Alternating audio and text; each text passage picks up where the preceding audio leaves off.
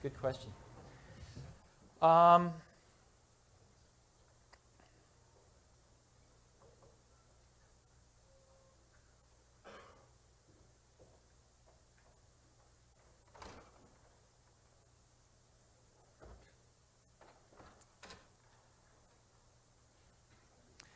not sure I learned this when I was at Apple, but I learned it based on the data when I was at Apple. And that is, I now take a longer-term view on people. In other words, when I see something not being done right, my first reaction isn't to go fix it. It's to say, we're building a team here, and we're going to do great stuff for the next decade, not just the next year. And so what do I need to do to help so that the person that's screwing up learns versus how do I fix the problem? And that's painful sometimes. And I still have that first instinct to go fix the problem. But that's taking a longer-term view on people is probably the biggest thing that's changed. And then I don't know, that's, maybe the part that's biological. But yes? To follow up on that question, I want to ask you about the management style and specifically how do you resolve conflict within your organization? What's our management style? How do we resolve conflict?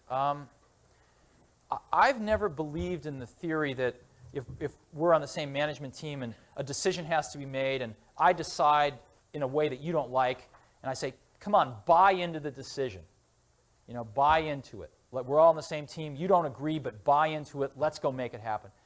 Because what happens is sooner or later, you're paying somebody to do what they think is right, but then you're trying to get them to do what they think isn't right.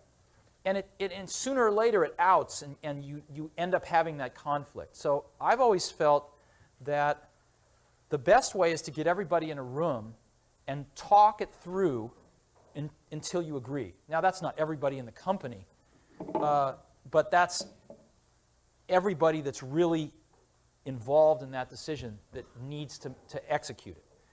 And so that's how we try to run Next. The way we run Next is we have a team at the top we call the policy team. There's 8 people. Mike is on it. I'm on it. We have 6 other people on it. And the key to, we have 2 things we try to do. One is we try to differentiate between the really important decisions and the ones that we don't have to make. And the really important ones, we work on it till we all agree. Because we're paying people to tell us what to do. In other words, I don't view that we pay people to do things. That's easy, to find people to do things. What's harder is to find people to tell you what should be done, right? That's what we look for. So we pay people a lot of money, and we expect them to tell us what to do. And so when that's your attitude, you shouldn't run off and do things if people don't all feel good about them.